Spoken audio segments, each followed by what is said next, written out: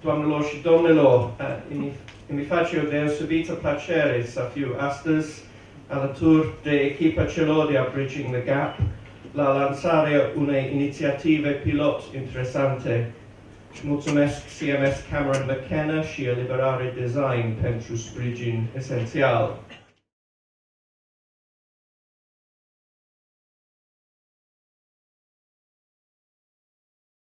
Bridging the Gap a fost fondat în ianuarie anul trecut de 3 britanici.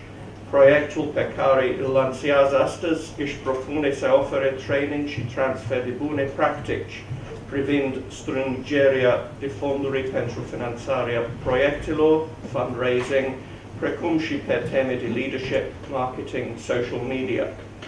Toate acestea sunt abilități importante pentru orice ONGist, la fel ca și pentru profesioniști din sectorul privat sau cel public.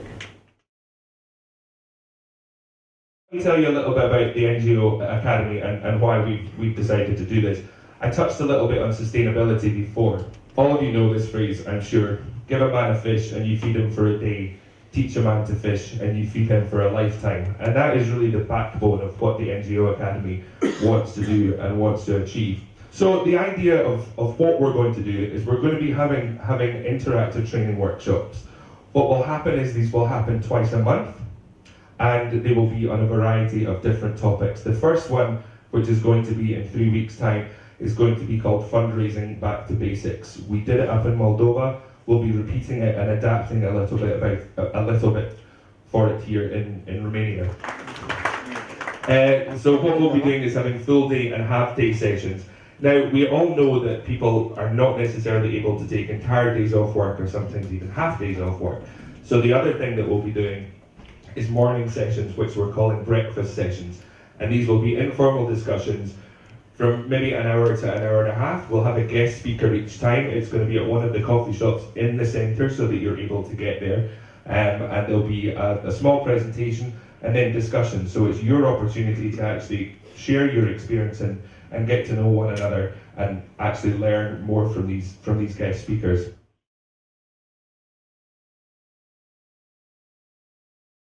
So I was lucky. I was a student. I saw in one day kind of a poster saying like ISEC presentation, come to the big picture, I'm going to tell you more about what ISEC is. I didn't notice the poster basically, but someone said, I'm going to go, where would you like to come with me?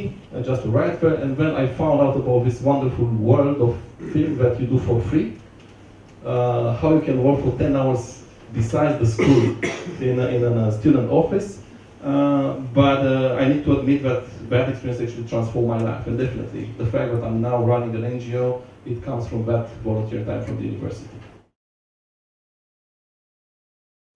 You can't increase time, but you can increase how you spend your time. So it's really about becoming efficient with your time, about planning, about prioritizing, and that's something I struggle with personally. I think the organization struggles with, and the big challenge is figuring out what is the most important thing we should be doing right now. How much time should you spend, if you're talking about fundraising, right? How much time should you spend to get 5,000 euros, 10,000 euros, 50,000 euros? And what is the investment of time in those efforts to get money, and how do you prioritize? And I think figuring out that balance for me was the biggest struggle, because when I was working for someone else, kind of the priorities were given to me. But when you run your own organization, you need to make your own priorities, and I think that's one of the biggest challenges for me in the first year. And that would represent everything, because there were a lot of challenges, but that would be the one fundamental one. But I think the biggest breakdown, or the biggest tragedy in Romania, is there's a lot of social need, and there's not enough smart people addressing what the actual social needs are. And there's a lot of money going to waste.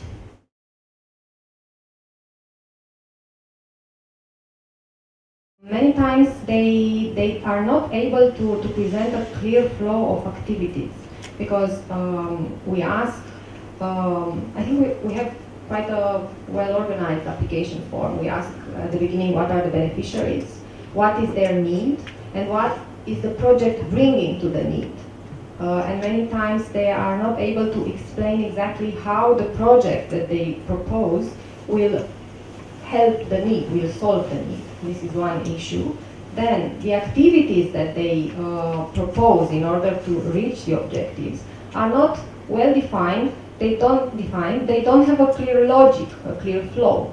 So I think it should be logical. I mean, you want to develop something, you want to reach an objective.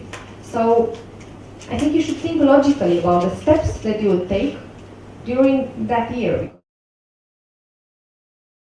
We have a lot of small NGOs which are applying at the local level, and we are, my colleagues in different cities are receiving applications, and with us we are deciding which one. And yes, they are very small sometimes because they adjusted to a small community, but also we deal with very large NGOs like in Bucharest.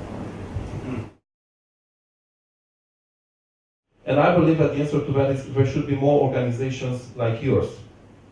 More external organizations which are bringing valuable things. It can be knowledge, it can be funding, it can be anything.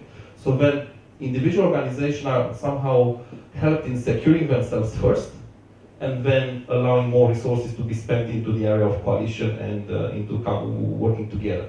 I think this is what is happening. The biggest struggle of all the NGOs is securing your own fights first, and then allowing more, like an extra hand to start working for the association, coalitions.